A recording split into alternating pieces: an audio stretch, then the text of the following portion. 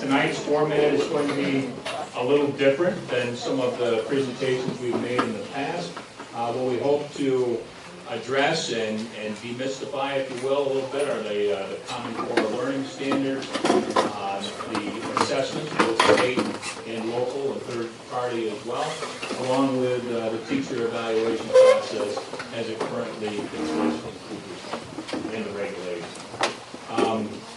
You can see that our participants tonight, myself, I'm C.J. Avery, the superintendent, Mike Crane is our secondary principal, Teresa Gorman back here, you folks know her, is our elementary principal, Mrs. Butler is our grade teacher, Mrs. Bliss Lamb is our CSE chair, and Mrs. Strang is our, there you go, Director of Student Services and Executive Principal. As I mentioned before, we're going to talk about the three topics, the Common Core standards, the assessment, and the teacher evaluations. Our format is going to be a little bit different. We have discussion tables, and those would be any of the tables that you are sitting at. We're hoping for some informational sharing. We're going to ask what you know on each of these three topics. We're going to give you a little opportunity to interact with one another. We're also going to give you an opportunity to ask questions of us. Hopefully we'll be able to answer most of them. If we can't, we'll find you the answers. If we don't get to all of the questions that are posed tonight during the various components of this, we're going to ask you to write those down. We will post a Q&A on the district website for any that we are unable to get to tonight. We, as far as modeling good practice, we came up with some learning targets, and we hope that you'll walk away with this. Really, you're going to have, we hope, a familiarization with the Common Core learning standards in New York State. We would hope that you are familiar with the different types of assessments that are employed by the Cooperstown Central School District, and familiar with the New York State teacher evaluation mandates, and understand that we are looking to modify our plan that we developed 3 years ago, and hoping to foster additional collaboration and cut down on some of the testing that we feel is extraneous at this juncture. You know, one of the things that we talked about at our last board meeting is our goal, and central to us, and our students, we want to put them first. We certainly have to comply with federal, state laws and commissioners' regulations. Those are rapidly changing and are certainly and have been up for modification by the legislature and the Board of Regents over the past few years. We are in an era of accountability, not only in school districts, but in all municipal entities. And that goes along with both our educational plan, our programming, as well as our fiscal responsibility. One of the first things we're going to do is, Liz Lamb is going to start with our first activity. Thank you. As Mr. Avery mentioned, that there's really three distinct topics that we'd like to cover tonight: the Common Core learning standards, state assessments, all assessments really, and then also teacher evaluation. So in order to kind of measure our audience and know what your questions are, and also what you already know, we're going to start out with an activity that we're calling Table Talk. What we'd like to do is ask you to, it would be ideal if you could get into groups of 4, but that may not work. It could be your entire table. And what we'd like you to do is talk for about 3 minutes about just the topic of the Common Core. 2 questions for you. What do you know? And then what questions do you have about the Common Core? On your tables you have half sheets of yellow paper. So please, as you talk in your groups, jot down the things that you as a group know about the Common Core, and then what your questions are. When the time is up for the discussion, we'll gather these forms and use them to do the Q&A so that we can be sure that we're responding to each of your questions. So again, you're going to talk at your table just about the Common Core for now, for 3 minutes, what you already know, and then jot down your questions. At the end of the 3 minutes, we're going to ask one person from each group to tell us just one thing that you know about the Common Core. Okay? If you want to get into your groups, and really maybe just use the tables, just to move things along, like once you're in a group at the table, the person just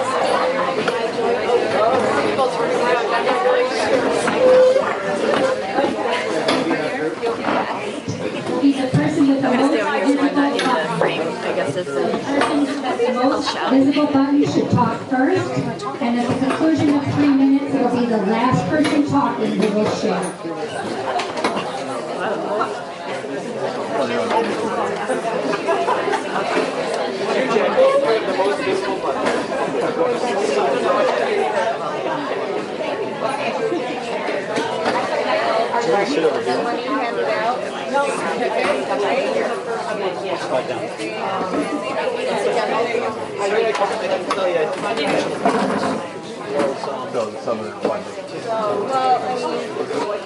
Obama, there's so many easy things come before.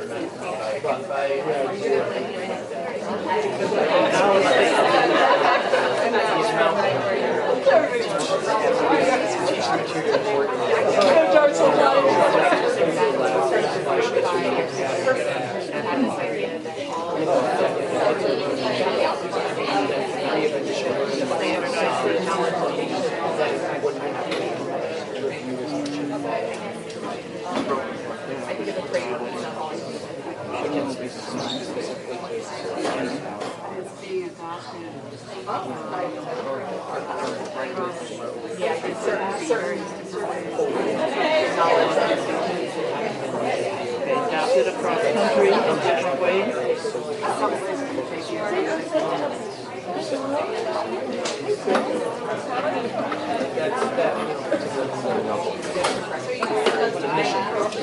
Besides,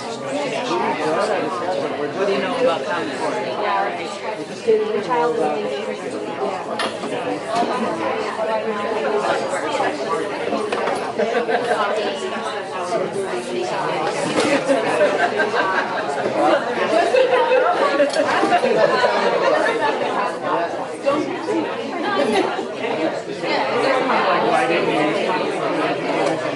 we've followed again, yes, there's that. Here are the topics. Mainly ELA and math.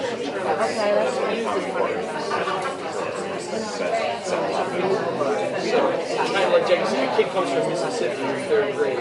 You should have a strong idea. These are things you're supposed to know. It's like dots. So when you get the homework, it's like from section 3 from section 4. No, not the actual standards. No. Now, I think there are policies. New York State has put out modules which are suggested lessons. Some schools adopt those modules and use them as their unit plans. Some schools, just kind of supplement. It's like a CTA or a CFA or something. It's like you know to get back to these things. Right. And some of them, some of them right. More that we know. Time check, we have about 20 seconds left, so if you want to wrap up your thoughts on the Common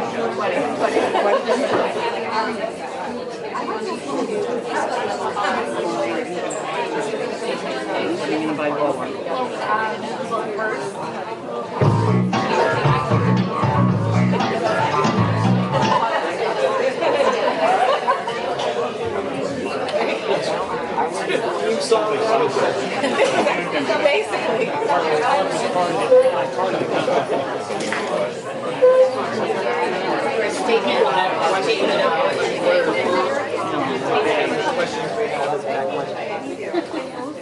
What was our question? One question. Are there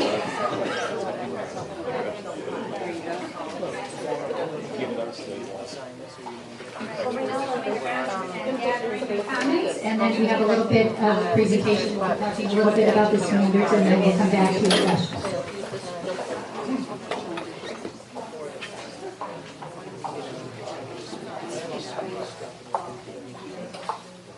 So we thought it would be important to put the Common Core in a little bit of a historical context.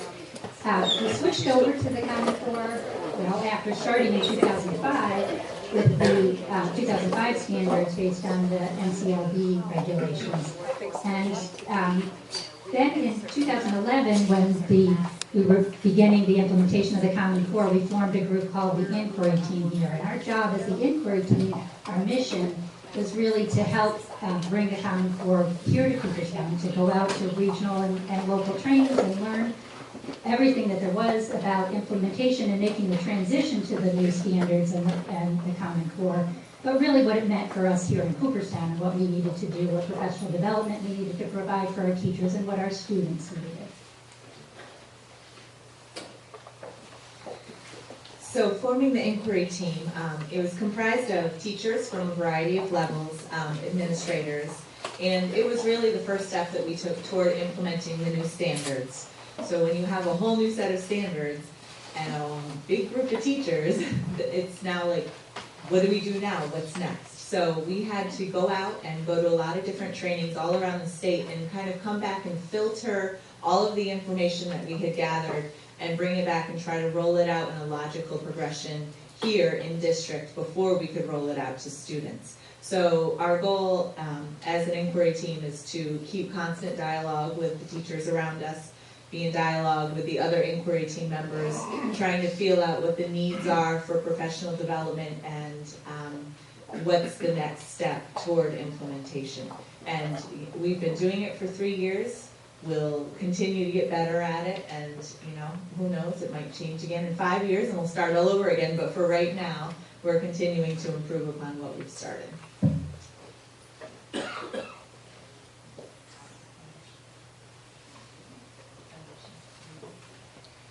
Okay, actually, just as a point of reference, we left on each table foundational reading skills, in which what I find the value of the Common Core is previous to the 2005 standards, it really wasn't articulated. What you had was K2 and then an understanding of all the phonological and fundamental reading skills. At least right now with the Common Core, it is clearly articulated what students should know and understand at each grade level. And also, equally important, it is clearly articulated in terms of mathematics across the students. So it takes, the ownership of the individual districts sitting down and determining what grade level is going to be responsible for what portion of the curriculum. So that is somewhat an ease. And it also is clearly aligned throughout the grades, which feeds into the college and career readiness at the high school level. So another main part of the standards when implementing, it provides for cohesion across grade levels, across the curriculum. So as for example, in 5th grade, the ELA teacher is not solely responsible for teaching all of the ELA standards. The standards are meaty, and so we spread the standards not only through ELA class but also through social studies. Right now we're researching civil rights leader, and through science, through a science inquiry project. So it's not that the ELA teacher is solely responsible for teaching those standards, but as a math teacher I try to implement as well when students are trying to justify answers with words and not numbers. So the standards should be trickling into every part, every subject that the students see every day.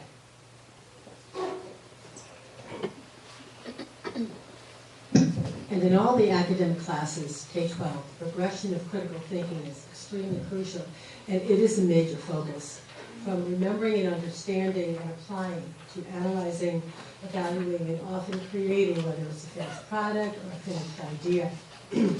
Instruction is then differentiated via upper level questions and lower level questions, and also the activities that may include a lot of times cooperative learning, and some of those groups are specifically geared towards the students' needs.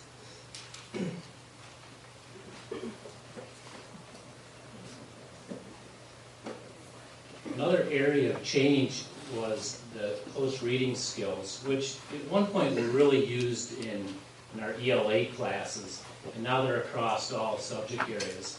And really to do a close read, you would choose a specific passage and have students analyze it and find detail, such as you would look through something with a magnifying glass. It really is a building block for a larger analysis by students. So students learn to observe more closely and allowing them to have their own original ideas. So after that first impression, students are working on learning vocabulary, punctuation, what type of writing style, whether it's a poem, descriptive, and also point of view.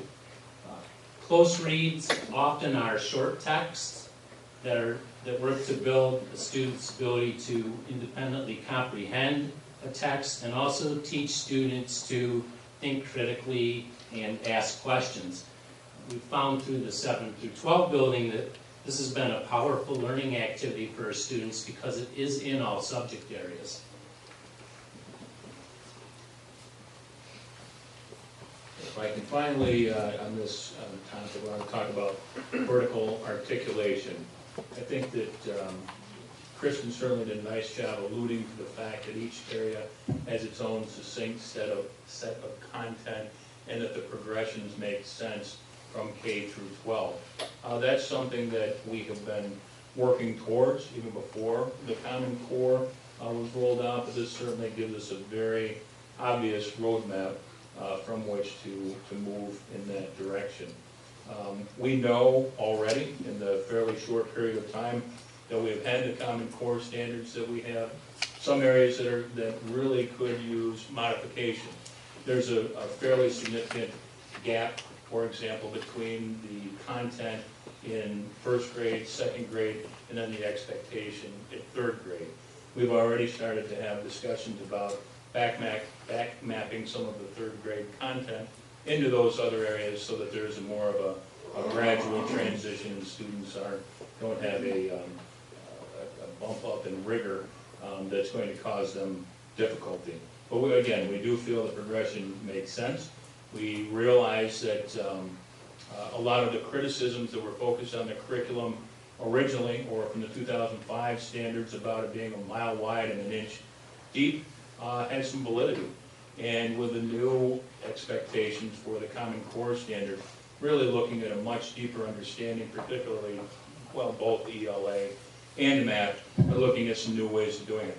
And some of those new ways of looking at math concept, understanding, and teaching aren't unfamiliar to us, and I know to you as well.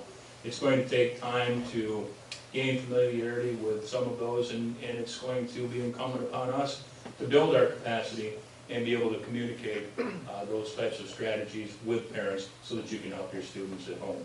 But that's going to take time as well. And I've lost the clicker. We're on to questions. So what we've taken a minute to look at your questions and kind of group them into similar topics, and we'll take a minute to answer those now. So, can I do this one? Are there any others out there? Okay. So one question, how many states have adopted the Common Core? As far as I know, 46, unless any have dropped them. 46? 46. We'll have to check, and we'll put it on the website.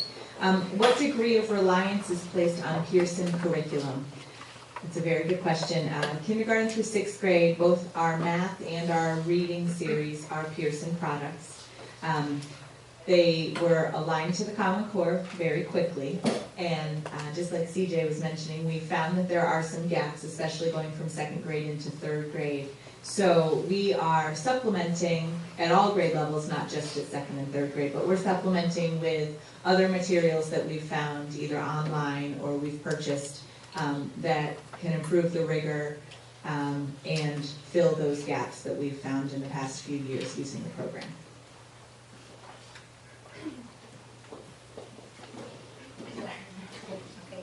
This question is about, and it actually piggybacks right on to what the question that Kristen just answered. Is it a set curriculum? Are there set topics with actual lessons? And then a follow-up to that is, can teachers still have creativity about how they teach them? And that's absolutely true, yes. The Common Core standards are just that, they're standards. They're not an actual prescription for what to teach. Teachers are encouraged to use, for example, the core curriculum from our reading series or our math series, but then to supplement that to meet the individual needs of students. So teachers should can and should be created and add to it. The standards just map out what needs to be taught at each grade level. Well, I have the million-dollar question. Is it developmentally appropriate? Because our students come to us in kindergarten all over the place, and we love that. The rigor, the rigor in kindergarten now is kind of what used to be first grade, maybe 5 or 6 years ago. So it's our charge to take these kids, students where they come in and work with them, keep working with them, parallel out to maybe they need a little extra support, conversations with parents at home. Has to be a two-way street because we may not be seeing in the classroom what you're seeing at home once they get home with their homework.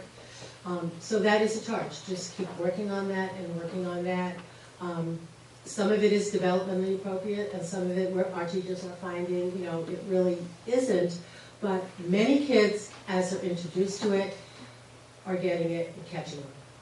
So the key to that is the two-way street between the parents and the teacher, and the teachers having collaborative meetings, in grade share meetings, in professional development. How can we best take these standards and keep working so everybody, has a level playing field, and are they getting what they need to move up? The other question, how to correct rollout issues. I can say I think they're pretty much corrected now. It was really challenging that first year because it was fast and furious. So we have provided professional development. Teachers do know where to go.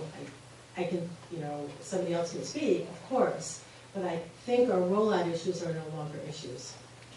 What is the research to support the standards? We'll have to get back to you on that one in our, when we answer other questions, because honestly, I don't know. I have a question, how long is it funded for? The funding to have the Common Core in place was done quite a few years ago, so I think the expense has already been utilized. It's in place right now.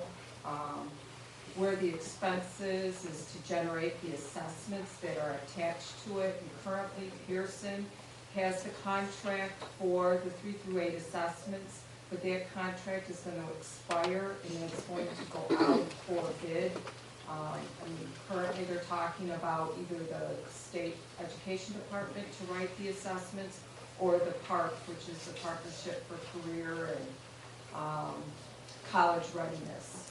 So, it's up in the air. Nobody knows that right now. Additionally, the question is, how is the Common Core interpreted across subjects? Currently, we have math and English language arts, K-12.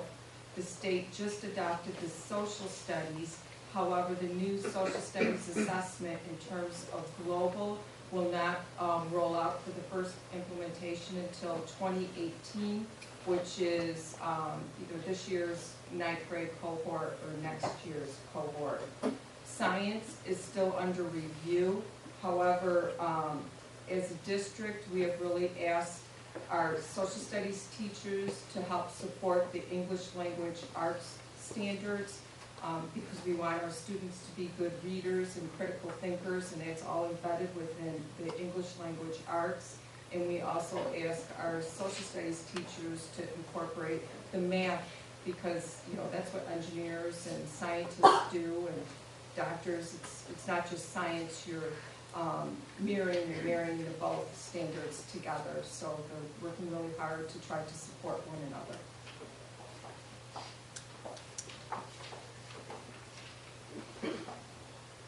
I have 2 questions. One of them is, who created these standards?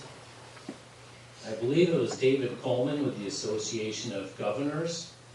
The other question, how does the Regents differ conceptually from New York State testing 3 through 8 ELA math?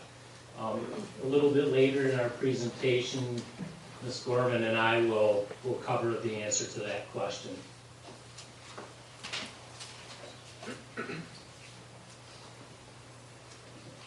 And a set of related questions, some of which have been touched on here previously. Rollout from the bottom up, meaning kindergarten through 12th grade is a question. Why wasn't it done? I'm assuming that's what it is. Was the rollout, question about the rollout?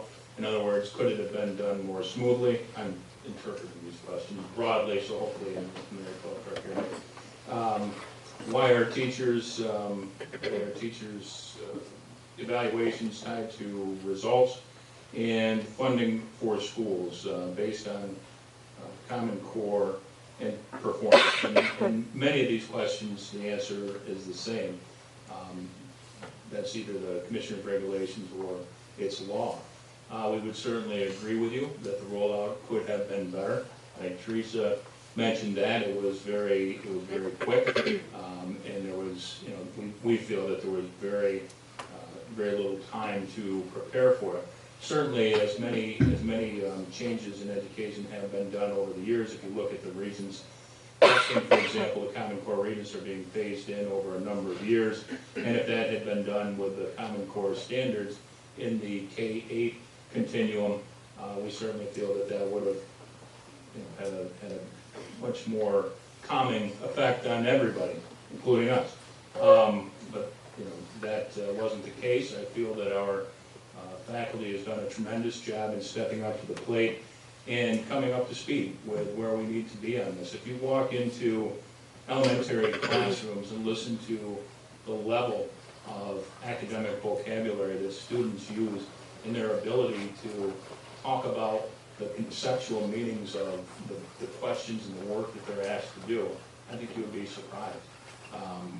I am, certainly, and I think that our folks at the high school would agree that they look forward to having students move through the pipeline that are going to have this foundation and those abilities to exceed when they reach the high school level.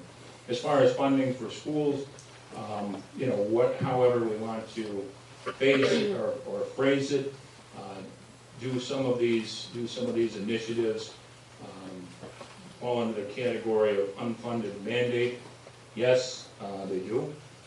But I think that locally we have responded appropriately. We have funded supports sufficiently, and we have everything that we need in place to ensure that we are able to carry out what is expected of us going forward. And I do believe it is going to be beneficial to students as well. Again, we certainly have the students' best interest at heart, and if we didn't think that this was appropriate or the levels we were funding them were appropriate, we would be having those conversations with you as well. There was one question that was related to assessment, so we'll cover that in the next round of Q&A. So we're going to move on now to assessments. So at your tables again, in your